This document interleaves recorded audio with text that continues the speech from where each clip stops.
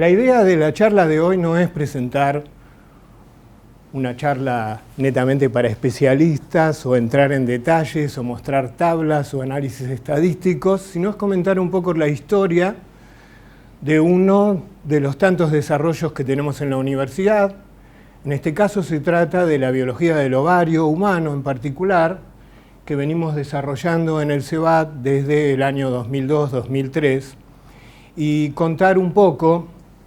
no solamente cómo se fue desarrollando el grupo, sino cómo a partir de una investigación que nace desde un interés básico de conocer ciertos mecanismos que regulan la fisiología del ovario, terminamos involucrándonos en una serie de actividades que hacen que esa investigación básica termine transfiriéndose de una manera quizá que no es la más habitual. Recién mencionaba a la doctora Dorfman algunas de las transferencias de la ciencia más conocidas por todos, que es el desarrollo de un terapéutico o de una vacuna, o la generación de una empresa de base tecnológica a partir de un descubrimiento o lo que fuere, pero también la transferencia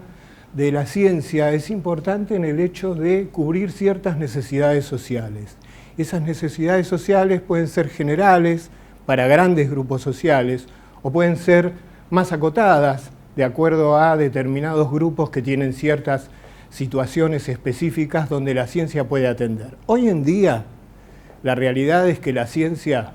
ha llegado a un nivel de desarrollo en el mundo entero que tiene la capacidad de atender todo tipo de vacancia y de situación de carácter social, de carácter industrial, de carácter económico que se suscite en cualquier parte del mundo. Un poco esa es la idea de lo que yo les voy a contar, es decir, no voy a pasar como en un congreso científico detalles de investigaciones y experimentos. Pero sí voy a hablar un poquito de biología reproductiva, especialmente del ovario, que es el tema sobre el cual va a versar y sobre el cual se desarrolló el grupo de investigación del cual voy a hablar. Hay un dogma de la biología reproductiva. A mí mucho la palabra dogma no me gusta porque refiere a una cuestión de carácter religioso y la realidad es que en ciencia que algo sea un dogma es un poco conflictivo porque la ciencia es perfectible y si algo es dogmático no tiene forma de ser perfeccionado, por lo tanto estaría en contradicción con una de las definiciones más importantes de la investigación científica. Pero bueno, se lo utiliza así, es un concepto que es muy antiguo, viene del año 1870 de Waldeyer, que establece, como dice allí, que las hembras de los mamíferos nacen con una cantidad acotada y no renovable de células germinales, óvulos, para decirlo y que se entienda claramente. Nacen con esa cantidad y esa cantidad va a determinar el potencial reproductivo de ese animal. A diferencia de lo que pasa con los machos, donde no nacen con una cantidad ya establecida, sino que hay una renovación y producción continua de células germinales masculinas en el testículo. En el ovario no pasa. Como ocurre con la mayoría de las cuestiones científicas, en 1929-1930, con el descubrimiento del ciclo estral y de las distintas fases del ciclo estral y el ciclo menstrual,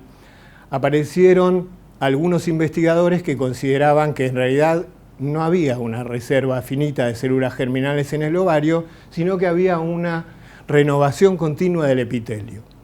Por supuesto, hubo investigaciones posteriores a 1930, tanto en un sentido como en otro, entre los que estaban de acuerdo con el postulado original de una reserva acotada y los que no estaban de acuerdo con eso. En el año 1951, Zuckerman, un investigador, revisa todos los trabajos producidos por una y otra escuela, si se quiere, de pensamiento dentro del tema, y llega a la conclusión de que, en realidad, el postulado original de Waldeyer era el que tenía mayor sustento científico. Aunque, si uno lee detenidamente el trabajo de Zuckerman, no cierra la posibilidad de que haya cierta renovación de la masa germinal en el ovario de una hembra de mamíferos. A principios de este siglo aparece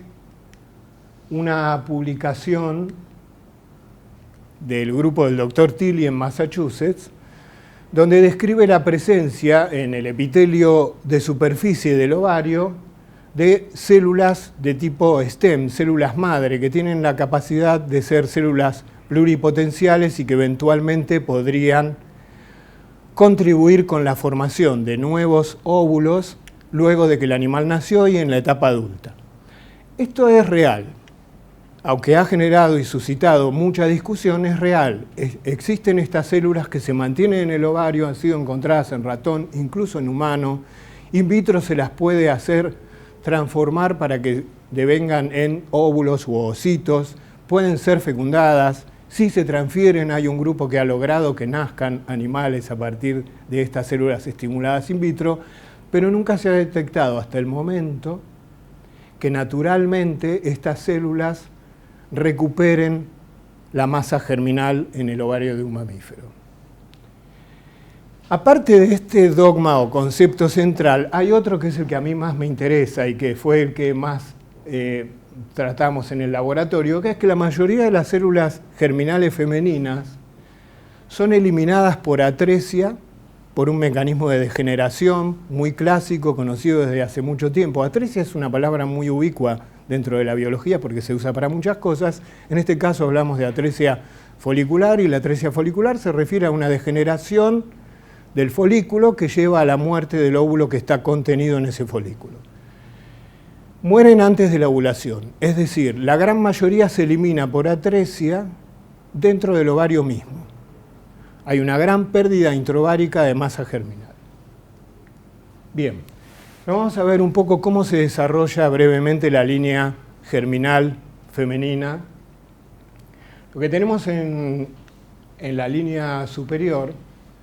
una vez que se produjo la fecundación, hay una primera etapa de aproximadamente unos 6-7 días, en el humano en particular, donde el embrión recién fecundado comienza la división que conocemos como preimplantación, hasta formar una estructura denominada blastocisto que en un momento determinado va a entrar en un proceso que embriológicamente se conoce como gastrulación, y ese proceso va a hacer que se pueda implantar en el endometrio del útero para comenzar el desarrollo implantatorio. En este momento de la gastrulación existe un pequeño grupo de células que ahí están indicadas en color azul, no sé si se ve muy bien, que se van a especificar para transformarse en células de tipo germinal, tanto masculinas o femeninas. Eso dependerá a futuro de la composición genética del embrión, cromosómica y génica del embrión, que va a determinar el sexo que va a tener al nacimiento. Pero esas células germinales originales, denominadas células germinales primordiales, que se van a producir en esta pequeña región, no importa el nombre específico de la región, van a tener que migrar, una vez producidas, a través del epitelio del tubo digestivo en formación. Esto lo van a hacer por dos mecanismos, un mecanismo propio, porque van a tener la capacidad de moverse de manera independiente al modo en que se mueve una ameba por la emisión de pseudópodos, pero también van a ir transportándose a través de ese epitelio por los movimientos que va habiendo durante el crecimiento del embrión, que está en pleno desarrollo y tiene un crecimiento en tamaño muy importante día tras día. Y en un determinado momento van a llegar a la zona, más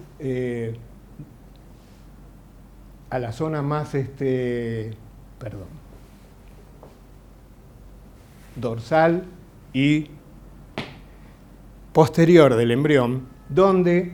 van a transferirse a una pequeña región que acá está marcada en un color un poquito más oscuro, que es lo que se denomina primordio gonadal, que es lo que va a dar en el futuro la gónada. Eventualmente puede transformarse en un testículo o en un ovario. Pero yo les quiero mostrar un poquito, para que no sea todo esquema, cómo transcurre esto. Obviamente estos no son embriones humanos, no tenemos la posibilidad de trabajar embriones humanos en estas edades, y si se tienen son por casualidad, no porque se los vaya a buscar. Esto es otro modelo que trabajamos en el laboratorio, que es la vizcacha, que es un roedor típico de nuestro país, y tiene muchas similitudes en el desarrollo durante la gestación y el desarrollo de la línea germinal con el humano. Por un lado tiene una gestación larga para ser un roedor de más de 5 meses y medio, alrededor de 5 meses y medio, y además la formación de la línea germinal transcurre de una manera muy comparable a la que conocemos que ocurre en el humano, en el ovario humano. Lo que se ve acá es simplemente lo que les mostraba al principio, donde se originan estas células, están marcadas en color marrón con un gen de totipotencialidad, que es el gen OCT4, no importa tanto el nombre, luego los vamos a seguir encontrando en su traslado, no se ve muy bien porque tenemos mucha luz acá arriba, en una zona ya más posterior del embrión, para después llegar a la zona donde se van a aproximar al primordio genital y van a transferirse desde el epitelio del tubo digestivo embrionario a la gónada en formación. Lo que se ve acá es un ovario que está en formación. En los puntos en marrón son células marcadas con el gen de totipotencialidad OCT4 que han colonizado la gónada en formación. Incluso se ven algunos que todavía no han terminado su migración y están entrando, en este corte histológico, están entrando todavía al ovario. Bien, se calcula que más o menos estas células primordiales, unas 1000 a 2000 células, son las que realizan esta migración, colonizan el ovario, proliferan por división mitótica, por división celular, para producir en la mitad de la gestación aproximadamente unos 7 millones de células germinales. Sin embargo, para el final de la gestación lo que queda es alrededor de 1 millón de células germinales. O sea que ha habido una pérdida del 85% por atresia de esta reserva que se estaba conformando en la mitad de la gestación. El desarrollo postnatal, el animal ya nace con esta... Bueno, perdón, vamos a hablar de humano. La mujer nace, yo porque trabajo en mamíferos y tratamos siempre de hembra, macho, pero bueno. Nace con esta reserva germinal finita, que era lo que hablábamos recién, en este caso aproximadamente de 1 millón, y acá vamos a tener, luego del nacimiento, 2 periodos. Un primer periodo, que es el momento de la infancia, hasta que se alcance la pubertad, donde esta reserva, ciertos óvulos que están en esta reserva van a ser reclutados periódicamente,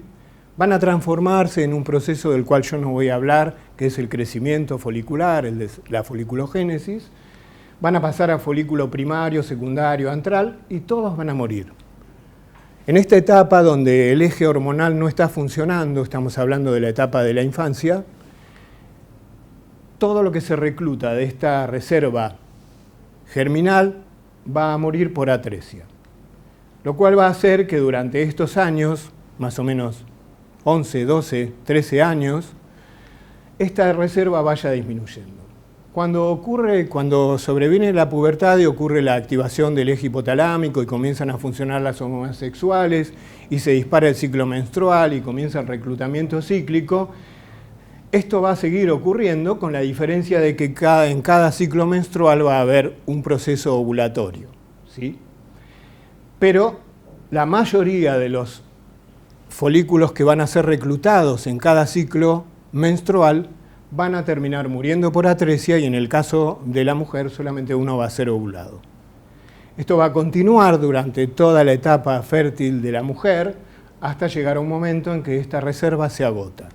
Para resumir, y volviendo al tema que a mí me interesa, que es la atresia y la pérdida de masa germinal, habíamos visto que en la mitad de la gestación tenemos el máximo potencial de reserva germinal femenina, que es de alrededor de 7 millones de células, esto lo consideramos el 100%, ya para el nacimiento tenemos una pérdida del 85%, porque queda alrededor de 1 millón. Una vez finalizado el periodo infantil y alcanzada o iniciada la pubertad, va a haber una pérdida cercana al 95% y van a quedar entre 350.000 y 450.000 óvulos, de los cuales la gran mayoría se va a perder, porque si uno calcula de manera hipotética que la pubertad sobreviene a los 12 años que la menopausia, que es la finalización de la vida reproductiva de la mujer, le ponemos como límite los 50-55 años, y cada 28 días en promedio existe un ciclo menstrual. De este conjunto de 350.000, 450.000 óvulos, solamente se van a ovular en todo el periodo fértil de la mujer alrededor de 400. Ese es el caso hipotético en que nunca falle un periodo menstrual, en que siempre haya ovulación, en que haya regularidad en el periodo, etc. 400. Con lo cual, la pérdida total de masa ovárica dentro del ovario por atresia alcanza a más del 99,9%. La atresia es un concepto antiguo que ha sido manejado durante los años 60, 70, 80, 90, sin conocerse bien cuál era el mecanismo por el cual se generaba. ¿Sí? Sí se conocían las características histológicas de un folículo atrésico, cómo se colorea, cómo se observa al microscopio, pero no cuál era el mecanismo molecular. Eso sobrevino recién en los años 90, donde algunos investigadores, trabajando sobre todo en modelos como el ratón, habían visto que el mecanismo subyacente a la atresia folicular era la apoptosis. La apoptosis es un mecanismo de muerte celular programada que está determinado genéticamente y que no era un concepto nuevo de los años 90, sino que es un concepto originado en los años 70. Sin embargo, hubo una gran cantidad de tiempo que transcurrió antes de que se detectara que estos mecanismos estaban siendo los responsables de la atresia folicular en el ovario de los mamíferos. Bien, esto lo voy a pasar para no entrar en muchas más especificaciones. La realidad es que a partir de ahí es que nosotros comenzamos alrededor del año 2001-2002 a ver si lo que se había visto en ratón también ocurría en humanos. Nos interesaban dos puntos en particular. Uno, el ovario fetal, porque ya había para el 2000-2001 algunos trabajos en ovario fetal tratando de encontrar genes relacionados a la apoptosis o muerte celular programada en el ovario, pero se concentraban básicamente en la semana 12 de gestación, que es cuando las células primordiales han colonizado y comienzan a proliferar de manera abundante. Nosotros lo que queríamos era ver qué ocurría a través de toda la gestación y bueno, hicimos un estudio que cubrió desde la semana 12 hasta la semana 38 de gestación con intervalos de aproximadamente 1 o 2 semanas entre un punto y otro, que nos permitió establecer que sí, a lo largo de toda la gestación, lo que ocurre es que hay una predominancia de genes proapoptóticos, es decir, de genes que inducen la apoptosis, y que en algunos momentos específicos de mayor proliferación o de mayor formación de ciertos tipos foliculares, existe predominancia de algunos genes que son antiapoptóticos. Lo hicimos en el ovario adulto también, y en el ovario adulto se sigue repitiendo el mismo esquema. Los genes proapoptóticos parecen estar siempre expresados o sobreexpresados, como si fuese una sobreexpresión por default, y los genes antiapoptóticos aparecen en determinados momentos y asociados al proceso de ovulación o de producción de óvulos, de células germinales aptas para ser ovuladas. Pero a lo que quiero ir es que en el medio nos quedaba algo que era más conflictivo, que es el ovario infantil y el ovario puber. Porque para el año 2004, 2005, cuando uno busca en la literatura qué se conocía sobre el ovario infantil humano, lo que había era muy poco. Había algunos trabajos clásicos que hablaban sobre el patrón de atresia, como el de Baker de 1963, un trabajo de 1976 también, tratando el ovario infantil. Algunos que estudiaron el desarrollo folicular por técnicas clásicas de coloración histológica, también de los años 70, y el más moderno, no es el único, hay 2 o 3 trabajos más, de los años 90, donde estudiaban aspectos morfométricos, simplemente medir cantidad de folículos en el ovario infantil. La realidad es que no había nada con respecto a la dinámica de formación durante esa etapa, y menos aún respecto de los genes relacionados con la apoptosis, que ya para ese entonces sabíamos que eran los reguladores de la atresia folicular. Bueno, ahí surgió la necesidad de tener un contacto. Conseguir muestras de ovario humano no es simple. Acá está la doctora Albamonte y Tati, que lo sabe muy bien, por muchos motivos, por motivos éticos, por motivos de poca disponibilidad, por motivos de que requerimos estar autorizados por un comité de ética, por motivos de que la persona que está enrolada en un proyecto y puede llegar a donar parte del ovario por una situación médica donde haya que hacer una ovariectomía, tiene que consentir, tiene que estar informado y tiene que dar un consentimiento informado para que una pequeña parte de ese material sea donado. Lo mismo pasaba con los ovarios fetales, donde quizá en otros países era más fácil estudiarlos porque había leyes de interrupción voluntaria del embarazo, cosa que en el año 2003, 2004 no teníamos en nuestro país, con lo cual recurrir a tener muestras de ovario fetal solamente podía ser en el caso de un aborto espontáneo en una situación de emergencia. En una situación de emergencia, un aborto espontáneo, realmente es muy raro que se pueda conseguir un material cuando en realidad los médicos están atendiendo una situación donde puede correr un riesgo de vida la mujer que está padeciendo un aborto espontáneo. Con lo cual es muy complejo. Sí se puede llegar a muestras, como hemos llegado en muchos casos, colaborando con algunos hospitales que están guardadas en los servicios de anatomía patológica. Igual ahí también tenemos el problema con estas muestras en que dependemos de cuánto tiempo de envejecimiento tienen, cuánto tiempo llevan almacenadas, cómo está preservado el tejido. En resumen, no es muy fácil, lleva años a veces llegar a tener un número determinado de muestras que permitan ser analizadas y que permita sacar alguna conclusión como para seguir adelante con la investigación. Imagínense ustedes en el ovario infantil, más complejo todavía, ¿sí? A nadie se le puede ocurrir a pedirle una biopsia de ovario a una nena de a los padres de una nena de 3 o 4 años. Bueno, ahí fue que nos contactamos con el doctor Zucardi del Hospital de Niños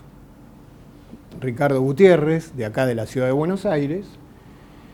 que era el jefe del servicio de ginecología infantil. Nos pusimos en contacto con él para ver si existía alguna posibilidad de llegar a este material que queríamos estudiar, y ahí nos enteramos de algo que el doctor Zucardi estaba desarrollando, que era un programa que ofrecía para las nenas que tenían una situación de cáncer y que iban a tener que ser operadas para extraérseles sus ovarios, se les ofrecía criopreservar el tejido ovárico, para que eventualmente a futuro, una vez superado el cáncer, ese ovario que habían criopreservado pudiera ser autotransplantado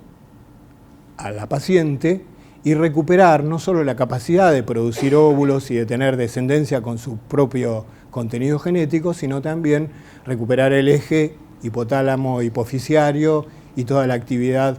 sexual asociada. Yo me fui solo con esto. Bueno, y así fue que, trabajando lentamente, porque las muestras eran muy escasas, a veces teníamos 1 o 2 muestras por año, quizá 3, fuimos aprendiendo ciertas cosas que yo quiero mencionar porque son importantes. Una de ellas es que la primera reacción de los equipos médicos cuando uno le dice, bueno, podríamos pedirle a estas personas que nos donen una pequeña fracción de ovario para hacer un estudio científico, y el médico, en el medio de la situación de angustia que genera para la paciente y su familia, ir a proponerle también que done material, lo consideraban un factor de estrés muy importante a considerar. Sin embargo,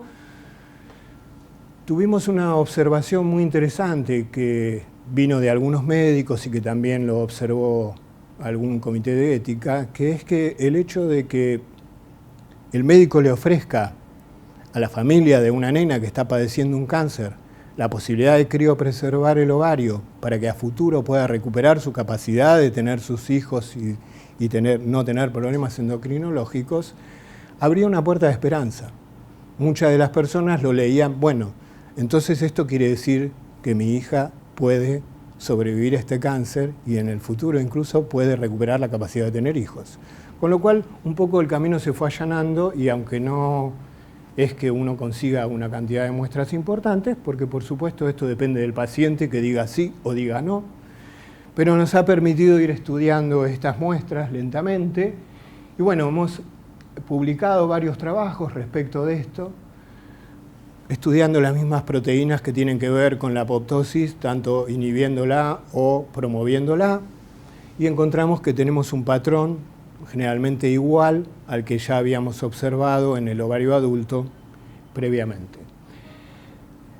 También acá se nos agregó la posibilidad de la criopreservación, viene por el hecho de que estos pacientes, estas nenas, van a ir a quimioterapia o radioterapia, que es altamente injuriante y que afecta especialmente al ovario y disminuye o mata a los óvulos directamente los tratamientos. Por lo tanto, lo que tuvimos ocasión de estudiar también es qué ocurre pre y post tratamiento quimioterápico con las reservas germinales. Después hay otro tema acá que lo voy a dejar de lado porque no quiero entrar en demasiados detalles técnicos, pero sí la importancia que todo esto fue generando la necesidad de enfocar ese tema ya no solo en el laboratorio y buscando de entender cuál gen proapoptótico o antiapoptótico estaba expresándose o estaba silenciado, que está muy bien y que es importante que lo conozcamos porque eso nos permite conocer cómo es todo el manejo de la dinámica del ovario y eventualmente en algunos casos poder intervenir a través de alguna vía detectada para solucionar alguna situación. Lo importante es que el tema había que abordarlo desde dos puntos de vista. Uno era con la comunidad médica porque había un divorcio entre los distintos especialistas que atienden a una paciente infantil con cáncer. Está el especialista en cáncer, el endocrinólogo muchas veces, el ginecólogo. Y no necesariamente el especialista en cáncer se va a preocupar por ofrecerle a la paciente que puede criopreservar. Entonces todo eso generó la necesidad de hacer alguna acción que permitiera poner en conjunto a estas especialidades médicas y que se entendiera la importancia de la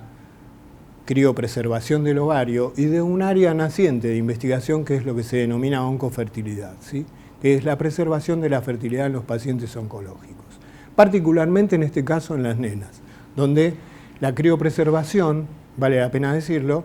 es la única solución, a diferencia de lo que puede pasar con una mujer adulta que padece un cáncer, donde antes de ser tratada puede ser estimulada, puede guardar óvulos. En el caso de una nena, no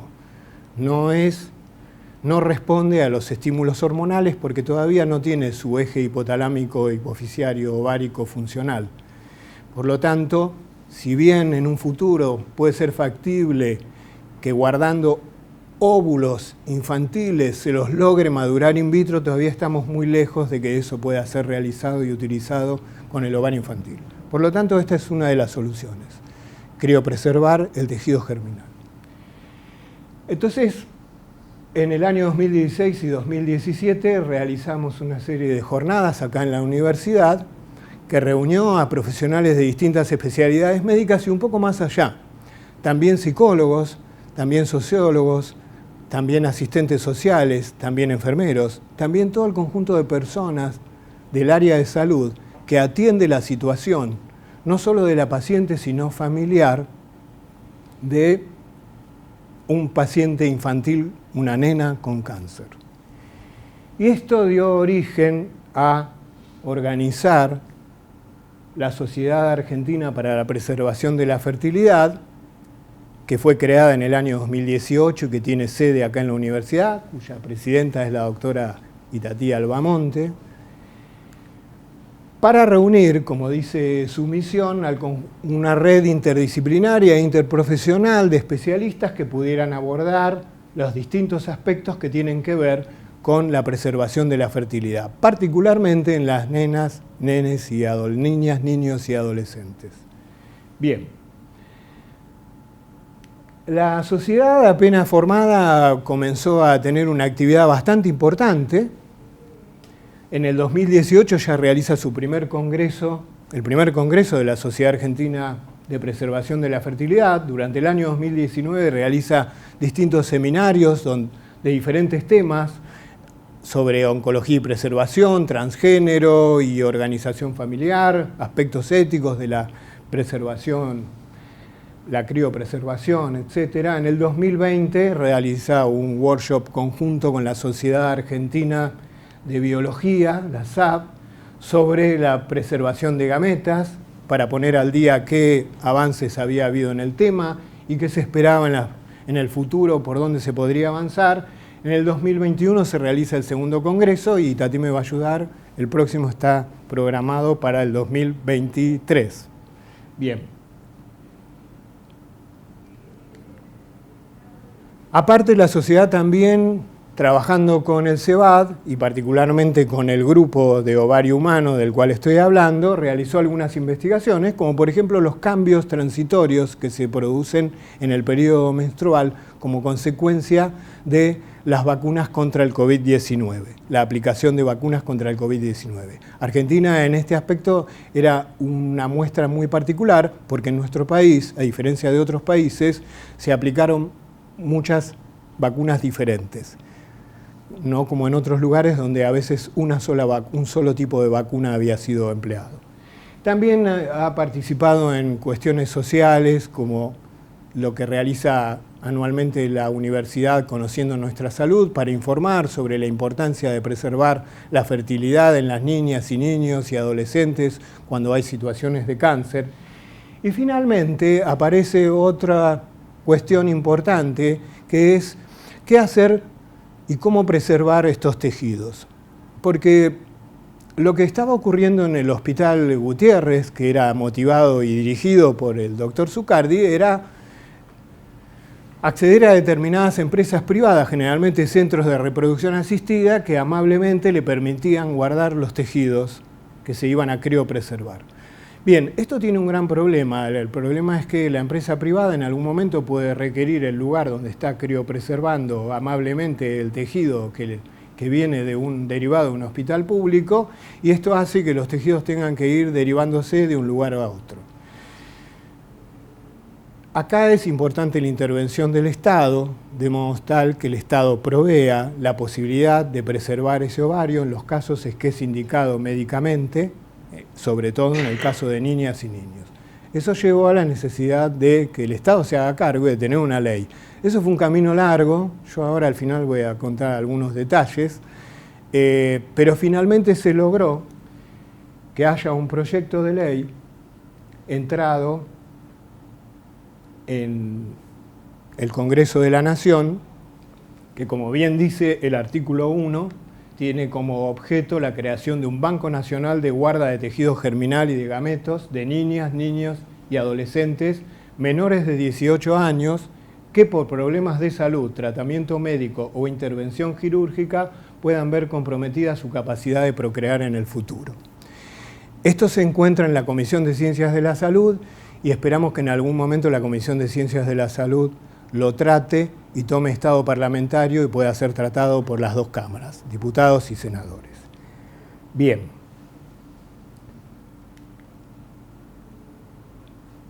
Para terminar,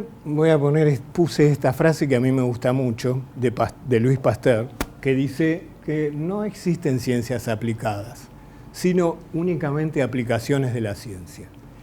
Esto es para llamar la atención, porque muchas veces tenemos discusiones respecto del valor de la ciencia básica, de estudiar algo por el simple interés de estudiarlo. No, todo lo que se estudia en ciencia tiene alguna aplicación. Sí es importante que haya en la mirada del investigador, más allá del conocimiento básico que busca, las posibilidades de aplicación. A veces no son evidentes y a veces requiere la mirada de otras personas desde otras formaciones profesionales que puedan detectar lo que el propio investigador no se da cuenta de sus investigaciones. Yo lo que les quería transmitir con esta charla hoy es cómo esto que nació como una investigación de carácter básico, y ahora voy a contar algunos detalles de atrás, del backstage de esto, termina teniendo una importancia para la comunidad médica y la comunidad sanitaria que se maneja alrededor de estas pacientes infantiles que padecen cáncer, y cómo termina yendo un poco más allá para intentar que el Estado se involucre en la necesidad de tener un banco de guarda de tejido germinal. Y quiero terminar reconociendo a los principales actores de esto que se comenzó en el año 2001-2002. En primer lugar, la doctora Mirta Albamonte, que es médica, ginecóloga, especialista en medicina reproductiva, a quien yo había conocido a fines de los años 90, cuando me tocó dirigir un laboratorio de investigación en una clínica privada de fertilidad, de reproducción asistida. Y la doctora Albamonte me vino a ver, estando yo ya acá en el 2001 y estando en la conformación del CEBAT, para preguntarme si yo tendría la amabilidad de dirigir su tesis doctoral en un tema. Y el tema que ella proponía era justamente analizar la apoptosis en el ovario humano. Por supuesto que le dije que sí, como se habrán dado cuenta, y así comenzó esta investigación. El doctor Zucardi, lamentablemente fallecido hace unos años, ha sido una persona esencial, sobre todo en lo que tiene que ver con las pacientes infantiles, porque era su trabajo en el Hospital Gutiérrez, era una persona que bregaba por la importancia de la criopreservación, una persona que ha trabajado codo a codo con la investigación básica en todo momento, médico y jefe del servicio de ginecología infantil. La doctora Itatía Albamonte, que obviamente casi todos los que están acá la conocen, que ha sido un motor esencial. Ella se incorpora a este equipo como estudiante de la licenciatura en genética para hacer su trabajo final, egresa, termina haciendo su doctorado en el tema y desde el año 2005-2006 que trabaja continuamente en este tema. Ha sido la principal promotora de la creación de SAPREF. Ha sido prácticamente la idea de la doctora Itatía Albamonte generar una sociedad, ir un poco más allá, no quedarnos solamente en hacer un congreso, un simposio y hablar del tema, sino de darle otra conformación. Y también yo la he acompañado durante varios años en buscar algún diputado, ya sea del gobierno de la ciudad o algún diputado o senador nacional, que escuchara la necesidad de conformar un banco de guarda germinal. Y ha habido idas y vueltas, y por suerte, finalmente, si no recuerdo mal, fue el año pasado, un senador, ¿me recordás el nombre? El diputado Ferraro del ARI, le interesó el proyecto, su equipo técnico formalizó la propuesta y la presentó a la Comisión de Salud y ahí estamos esperando que en algún momento tenga. Pero bueno,